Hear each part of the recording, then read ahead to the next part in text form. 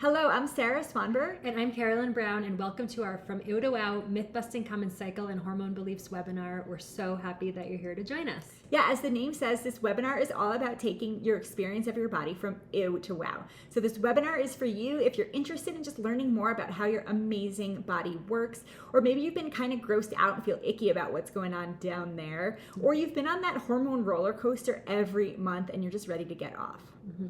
Or maybe you're sick and tired of feeling sick and tired every single week that you get your period. Or if you want to think about starting a family soon, or maybe your hormones just haven't been the same since having a baby, this is for you too. Yeah, we really believe that wellness is personal. So while we're going to bring you some facts and cutting edge research tonight, your body is totally individual. So just a reminder that this is not intended to replace medical advice from your own doctor. Okay, so this is us. As I mentioned, I'm Sarah Swanberg. I'm a licensed acupuncturist and owner of Indigo Wellness Group in Stamford, Connecticut. And I'm Carolyn Brown, nutritionist and registered dietitian and co-founder of Indigo Wellness. I'm based in Boulder, Colorado. If you want to learn more about our practices or working one-on-one with us, we'd love for you to check out our website or follow us on the gram. We know the internet can be a confusing place. There's info coming at you at all angles, and sometimes it can be really hard to figure out who to trust. And we want to assure you that we know our stuff. A quick review of our credentials. Sarah's a doctoral candidate in acupuncture and Chinese medicine, and I hold a master's in clinical nutrition. We're both board certified in our fields and have worked with thousands of women just like you in our practices. We're also both graduates of a year-long intensive program in functional and integrative medicine led by the incredible Dr. Aviva Ram that focused specifically on all the intricacies of women's health. So that covers our professional lives, but we also thought we'd share a little bit about us personally. This is me and my hubby Randy and my daughters Sadie and Remy. They're pretty cute. The cutest. And here's me with my fur baby, Ziggy. Let's hope she doesn't make an appearance in this video, but since we're all about living real lives, apologies in advance if that happens. Yep, and if you didn't already know, we are also sisters. Who doesn't love some embarrassing old family pics? We're 2 of 4 siblings. We grew up in a suburb of New York City, and the idea of wellness entered our lives when I was diagnosed with type 1 diabetes at age 7. It was a total bummer, and I wish I could say it led me straight into a life of clean eating and healthy habits, but the reality is it totally took years. Carolyn led the way with a career in nutrition, and somewhere along the lines, I realized that if I wanted to feel well, I really needed to take care of my body and pay attention. Despite my training as an acupuncturist with a large focus on women's health, I still felt like there was such a steep learning curve when it came to my own pregnancies. I realized there was just so much I didn't know about my own body. Yeah, and while I don't have kids yet, I've done a ton of my own work on my own personal hormone balance, and this, in addition to working with tons of clients, led me to find that there's just not a lot of information out there that's not completely overwhelming, confusing, or terrifying. And we're both so fascinated and amazed by what the human body is capable of, and we want to share some of our enthusiasm with you. Yeah, so the one thing you're going to walk away from today's webinar with is, instead of feeling like ew or we want you to feel like, wow, my body is incredible and it knows what it's doing, just like our comic book friends. So let's get into some hormone and cycle myth busting. Yeah, well, we are experts in our fields. We're really coming at you as women who feel we were taught way too little about our bodies. We were taught that periods and discharge were gross or unsanitary. Literally, pads are called sanitary napkins. It makes us feel like we're dirty. We were taught to hide symptoms, to power through horrible cramps and issues, and that the birth control pill would basically fix all of our problems, beyond just use as birth control. Yeah, and maybe that had to do with our Catholic school upbringing, but in doing the research among friends and clients and on social media, we found that many, if not most, women really don't know a ton about how their bodies work. And it's not until things are really wrong or you're already pregnant that most of us go to the doctor or learn about our body parts in any depth. So today we are here to myth bust and teach you a few things, and at the end we'll fill you in on our future Hello Hormones programs, guaranteed to bring your experience of your body from ew to holy wow. Yep, the female body is freaking magical, even if it sometimes can feel like a pain in the ass or a pain in the boobs or a pain in the belly. So let's just jump right into that myth busting. What do you say? Yeah, let's do it. So myth number 1. Periods are supposed to be miserable. Guys, they are not. Carolyn, you want to break this one down? I would love to. So we're not trying to tell you that bleeding out of your most intimate part is going to be a confetti party every month. But seriously, it shouldn't be miserable. It shouldn't be full of cramps, back pain, sore boobs, headaches, crazy cravings, or intense mood swings. You might have been told that this is normal and it might be common, but there's actually a huge difference between something being normal and something being common. And the truth is, if you're having severe period-related symptoms every single month, it's not normal. Something is up. Yeah, your period is considered a fifth vital sign. It can actually provide so much information about what's going on inside your body. Information that lab work can only really scratch the surface on. A healthy period should arrive every 28 days, plus or minus 2 days. Come on with moderate flow without spotting or old brown blood, and stick around for about 4 days. And come without major issues like PMS, irritability, insomnia, headaches, major clots. I mean, the list goes on and on. These things might be common, but they are not normal, and they are a sign that there is some real troubleshooting work to be done. Yeah, and newsflash, while taking Advil or Midol every month might help relieve these symptoms, taking these over-the-counter meds can actually have a negative impact on your hormones long-term and on other aspects of your overall health too. So it could actually be making things way worse over time. Eek.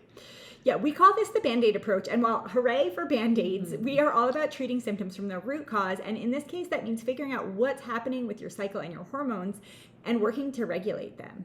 Yeah, and the good news is there's actually a lot you can do. We're going to get into 2 of our favorites, and Sarah, I'll let you take this one away. Yeah, you might even guess what mine is. It is, drumroll please, acupuncture. Of course, I'm biased, but I've seen it work wonders for PMS, everything from headaches to cramps to mood swings. It really is amazing.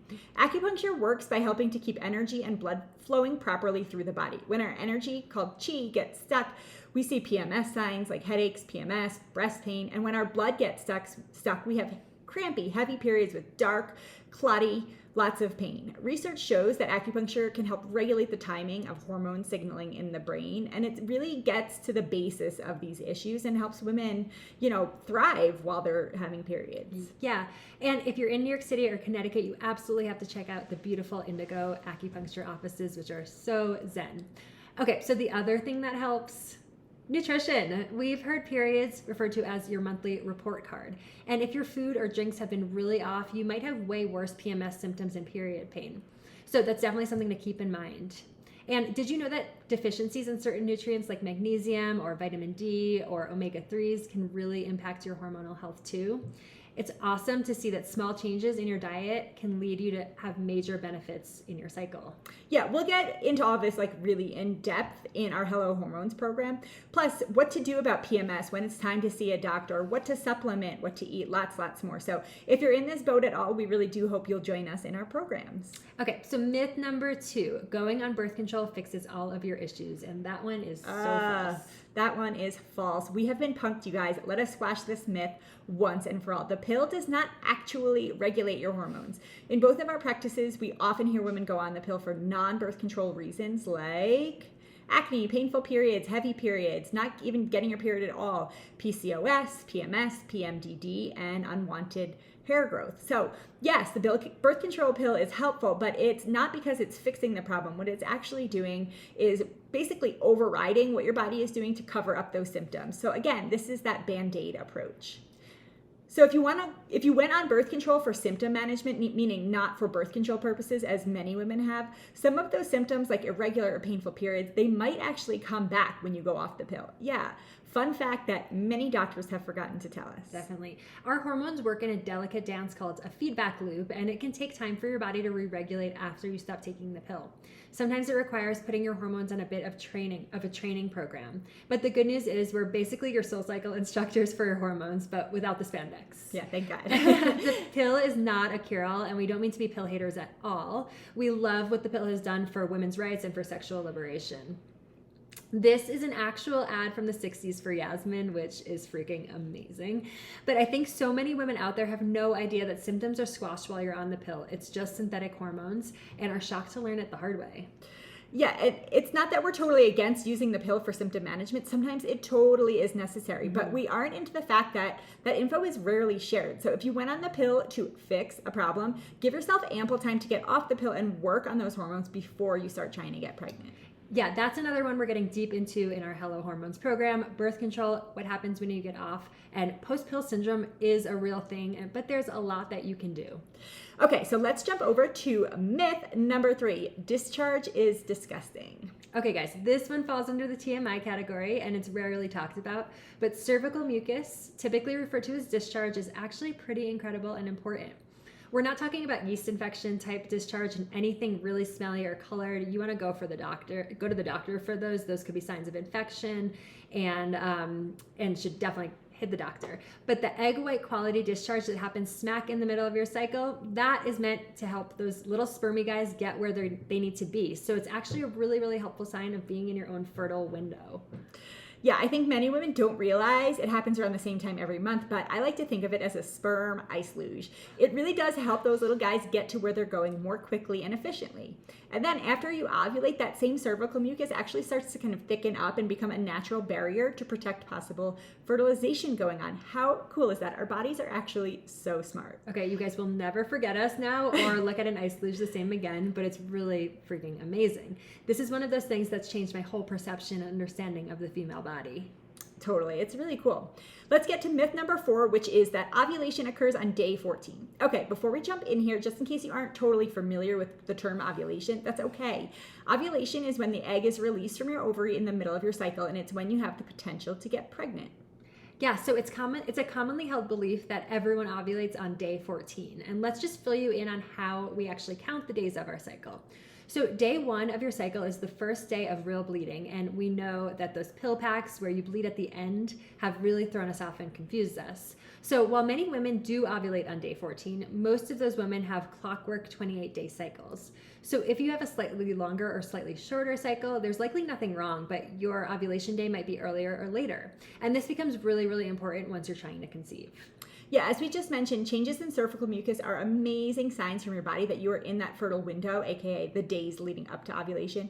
But if we're talking numbers, the easiest way to estimate your ovulation day is to subtract 14 days from your cycle length.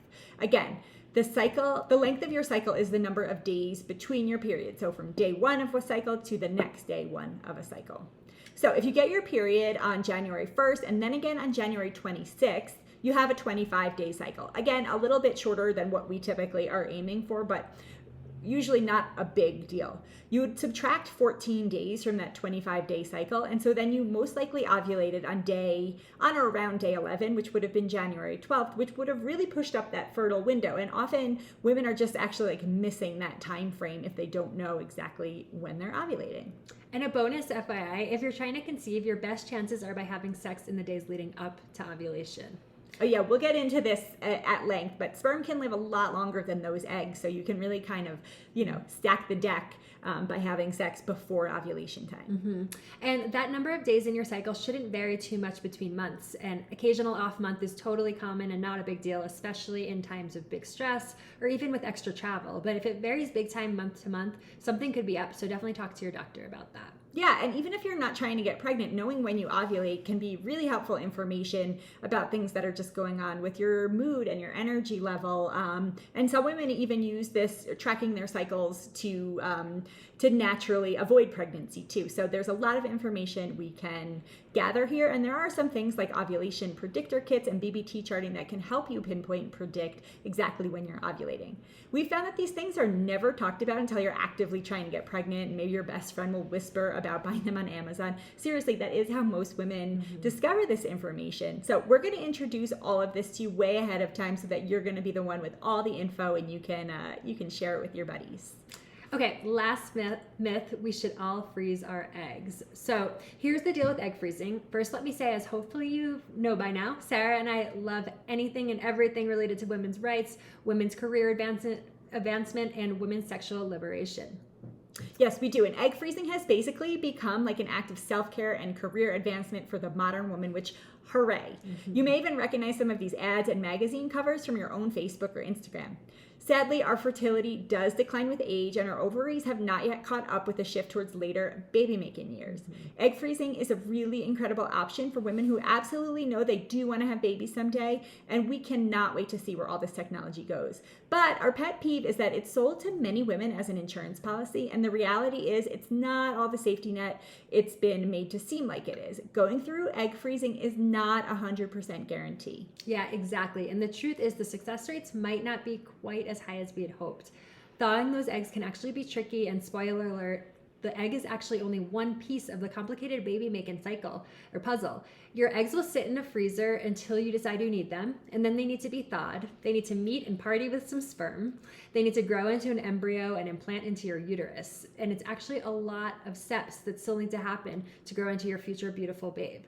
We're oversimplifying here, of course, but we want you to be informed that this is just the first piece in that big puzzle. Our bottom line is egg freezing is awesome and can give women a feeling of control over their lives, not to settle for the wrong relationship or stress about a timeline. So we're, of course, fans, but we also don't want you to be disappointed because you weren't fully informed. Knowledge is power. Yes.